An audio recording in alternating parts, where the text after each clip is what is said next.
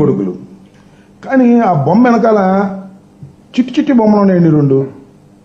ఒకటేమో బాగా భూతదముడు పవన్ కళ్యాణ్ది, రెండోదేమో లోకేష్ది. రెండు కాంపిటీషన్గా ఉంటున్నాయి, ఎక్కడ తీట్లా.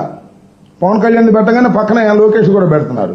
కానీ పవన్ కళ్యాణ్ గారు కనపడ్డాడు మన ప్యాకేజీ రాజా, కానీ చిట్టి రాజా కనపడలేదే, మా పసిరాజా కనపడలా, మా బాలరాజా కనపడలా, మా పప్పు రాజా కనపడలే. ఎక్కడికి వెళ్ళాడు? క్రికెట్ ఆడుకోవడానికి వెళ్ళాడు అనుకుంటా. బహుశా శని ఆదివారం సెలవు ఆయనకి, క్రికెట్ బెల్లం కూడా ఆడుకోవడానికి వెళ్తాడు. శని ఆదివారం ఆయనకి సెలవు, మన చంద్రబాబు నాయుడు గారికి 15 రోజులకు ఒకసారి సెలవు, మన పవన్ కళ్యాణ్ గారికి ఏమో మరి ఎప్పుడు సెలవు వస్తుందో ఎప్పుడు ఉండదో తెలియదు. మొన్న రాలా, అంత ముందు రాలా కేబినెట్ మీటింగ్కి, మళ్ళీ వాళ్ళు వచ్చాడు. మరి ప్యాకేజీ మహత్యమో ఏం మహత్యమో మాకు తెలియట్లా.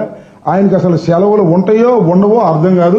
సత్తా లేని నాయకుడు, మరి సెలవులు ఉంటే ఏంటి లేకపోతే ఏంటి? సత్తా లేదు, సత్తా కోసం ప్రయత్నించే పని లేదు.